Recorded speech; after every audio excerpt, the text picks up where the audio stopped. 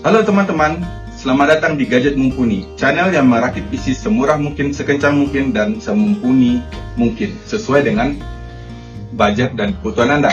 Nah, hari ini kita akan merakit PC dari Intel yang bercampur dengan kubu merah AMD ya. Ini PC di samping saya, yang menurut saya lumayan bagus ya, lumayan estetik, ada biru-birunya, terus juga ada RGB dari power supply-nya, walaupun sebenarnya nggak guna-guna amat ya, karena terus juga ada LED di sini ya dari bawaan casing. Nah, mau tahu apa aja part yang kita gunakan? Mari kita bahas di berikut ini. Mari kita masuk ke komponen apa saja yang akan kita gunakan dalam PC rakitan 2,5 jutaan ini ya sob.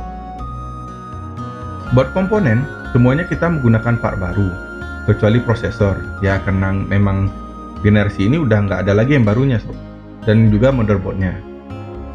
Pertama adalah casing Empyrean Fortress CG308 yang menurut Gadget Mumpuni tampilannya udah oke sih untuk harganya. Lalu kita menggunakan prosesor Kerehore sejuta umat, yaitu Intel Core i5-3470 yang sudah memiliki 4 core dan 4 thread. Base frekuensinya pada 3,2 GHz dan maksimum turbo frekuensinya ada di 3,6 GHz. Memiliki 6 MB of L3K. Untuk motherboard, kita menggunakan dari brand MSI H61 Second. Soket LGA-nya itu 1155. Untuk CPU cooler, kita menggunakan bawaan dari Intel aja, yang mana menurut saya udah cukup untuk mendinginkan prosesor Core i5 generasi ketiga ini. Kemudian kita menggunakan RAM DDR3 dari Samsung yang berkapasitas 2x4 GB yang totalnya itu 8 GB. Nah, untuk power supply, kita menggunakan yang udah bersertifikasi White Plus dari Faro Prime EasyMax berkapasitas 600 watt yang udah 80 watt. Buat grafik processing unitnya, kita menggunakan VGA yang nggak kaleng-kaleng nih dari Faro lagi, yaitu AMD RX 550 4GB. Lalu untuk mempercantik tampilan dan untuk menarik udara segar, lalu buang angin panas tipis-tipis, kita menggunakan kipas Kerehore dari HXX sebanyak 3 pieces. Kipas ini memiliki lampu berwarna biru yang akan menambah estetika dari PC rakitan Kerehore kita kali ini. Untuk storage, kita menggunakan SSD SATA dari Ovation yang berkapasitas 256 GB. Kita nggak menggunakan NVMe karena memang nggak ada slot NVMe-nya di Mobo yang kita gunakan kali ini. Ya, gimana pun kecepatan write and read SSD SATA lebih kencang daripada hard disk. Nah, begini nih tampilan dari PC sebelum kita rapikan kabel-kabelnya so. Lumayan cakep lah ya.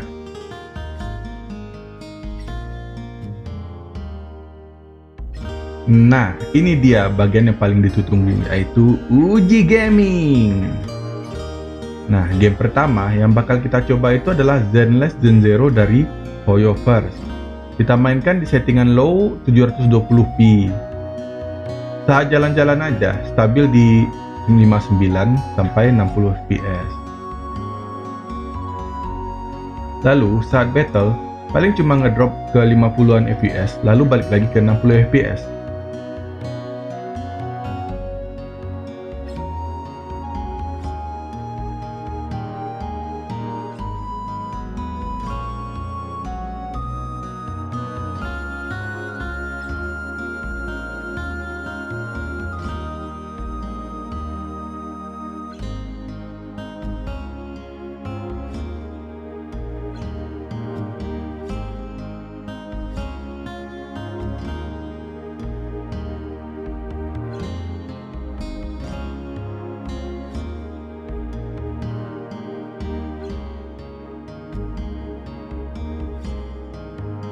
Nah, kita coba lagi nih, naikin ke settingan medium.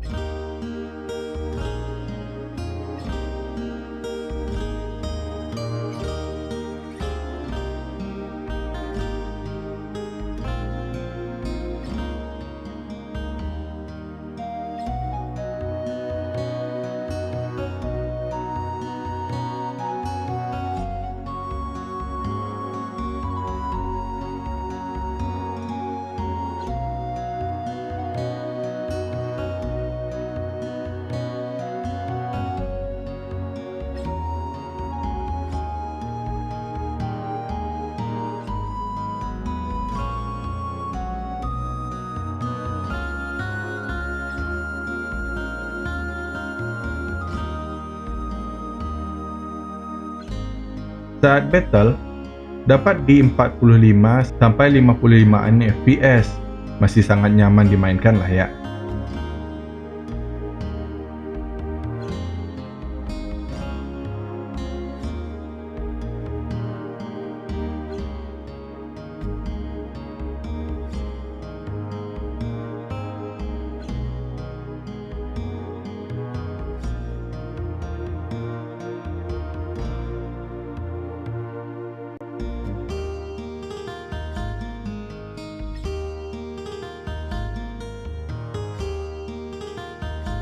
Lalu, game berikutnya adalah game yang terhitung lumayan berat, yaitu Wuthering Waves dari Kuro Games.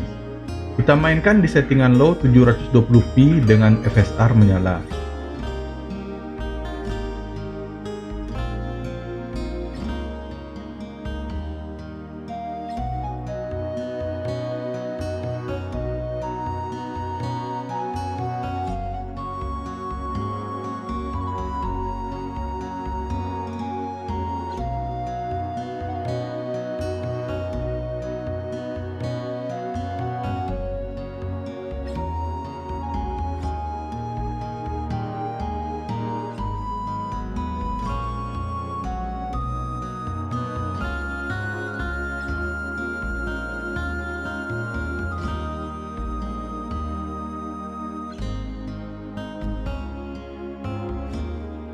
Sebelum battle, kita mendapatkan FPS rata di 60.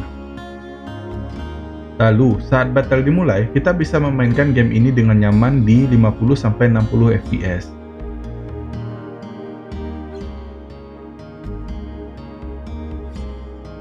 Hanya saat melancarkan skill saja FPS-nya drop ke 40-an, karena animasinya keren banget ya.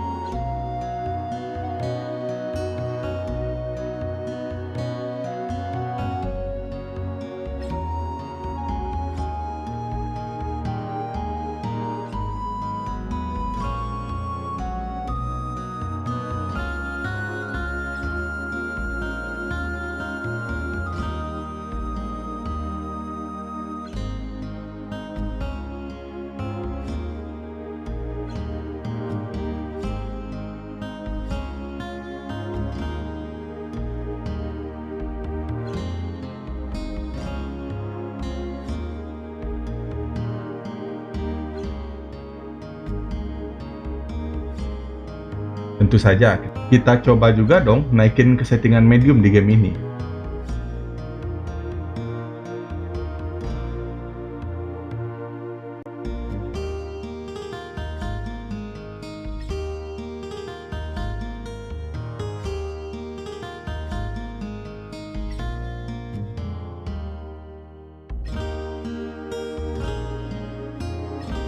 Saat battle, bisa mendapatkan FPS antara 45-50, cukup stabil.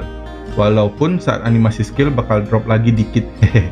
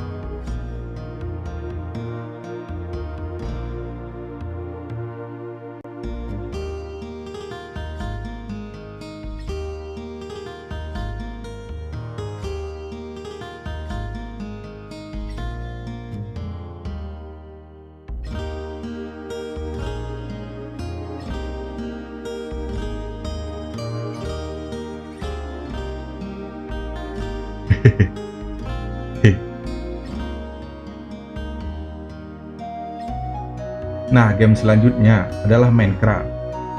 Ini game yang udah jadul banget ya, tapi masih banyak banget komunitas yang main ini ya. Enak banget gamenya tapi. Pertama, kita coba mainkan di grafik fast dengan fishing dinyalakan. Gamenya berjalan lancar jaya, tetapi FPS-nya di lock di 60 oleh fishingnya.